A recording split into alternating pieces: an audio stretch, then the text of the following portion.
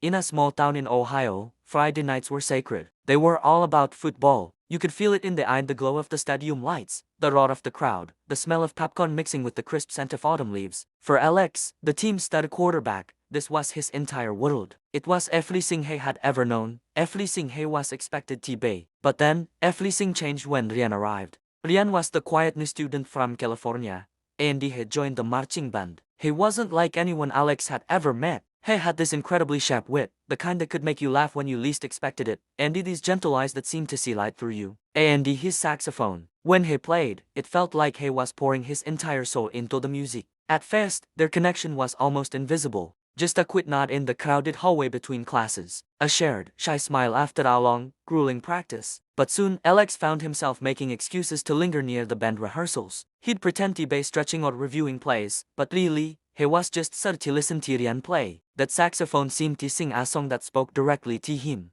One evening, after a particularly tough game, the stadium had emptied out, leaving just the lingering hum of the lights. Alex saw Ryan packing up his instrument and, on an impulse, offered to walk him home. Under the quiet, star-filled sky, they started to talk. Really talk. They talked about their dreams, the ones they kept hidden from everyone else. Alex confessed that he sometimes felt trapped, dreaming of a life beyond the intense pressure of being the town's football hero. Ryan, in turn, admitted he was just searching for a place where he could finally feel like he belonged, a place where he could just be himself. As they walked, the silence between them was comfortable. Ryan stopped and he looked at Alex, his expression serious. You know, he said softly, you don't have to be who they all expect you to be. Those words hit Alex like a tidal wave. No more one, not a single person in his entire life, had ever said that to him before. It was as if Ryan had unlocked a door in his mind that he never even knew was there. From that night on, their friendship deepened into something more, something undeniable. They found stolen moments together, sharing lunch in a quiet corner of the cafeteria, studying in the library until it closed, taking long drives on empty country roads with the windows down and the music playing. With Ryan, Alex felt like he could finally breathe. He wasn't just the quarterback, he was just Alex.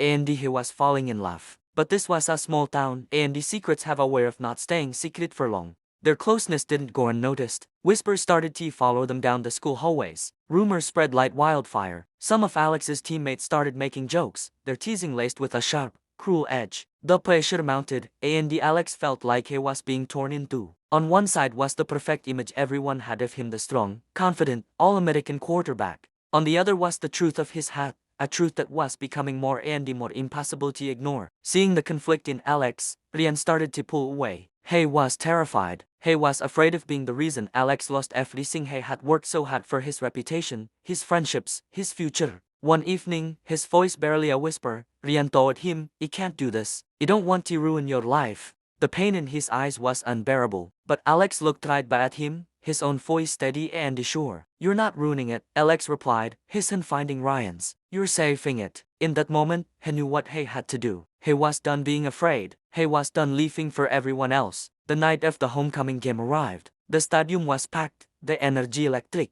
The entire town was there, their expectations hanging heavy in the air. The game was close, a nail-biter right down to the final seconds. With the clock ticking down, Alex led his team on a final, desperate drive. He saw the opening, tucked the ball, and he ran. He dodged tackles, pushed through the defensive line, and he dove into the end zone, scoring the winning touchdown as the buzzer sounded. The crowd erupted. His teammates lifted him onto their shoulders, chanting his name. He was the hero, once again. But as they carried him off the field, his eyes weren't on the cheering fans or the flashing cameras. He was looking for one person. He found Ryan, standing with the marching band, his saxophone gleaming under the bright lights, a worried expression on his face. Alex got down from his teammates' shoulders, ignoring their confused questions. He walked away from the celebration, away from the patting and the praise, and he straight towards the band section. The noise of the crowd began to fade into a confused murmur as people watched him. He walked right up to Ryan, and in front of the entire town, under the brilliant glare of the stadium lights. He took Ryan's hand.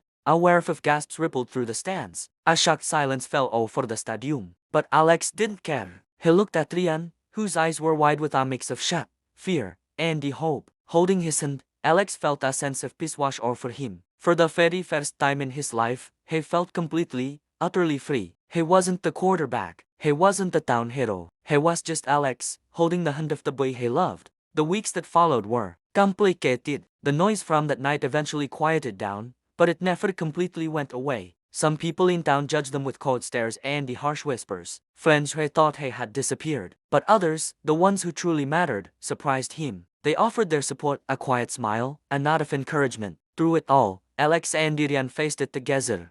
They walked through the school halls hand in hand, no more longer hiding in the shadows. One afternoon, as they sat on the bleachers overlooking the empty football field, Rian turned to him. You know, he said, a small smile playing on his lips, you're braver than you think. Alex smiled but Ariel, genuine smile that reached his eyes. No more, he said, squeezing Ryan's hand. I'm not brave. I'm just finally being me. Andy said, under the quiet hum of the stadium lights that had once defined his entire life, their love story, their real story, was just beginning. Thank you so much for watching. If this story touched your heart, please hit that like button, and you don't forget to subscribe for more content that celebrates being true to yourself. See you next time.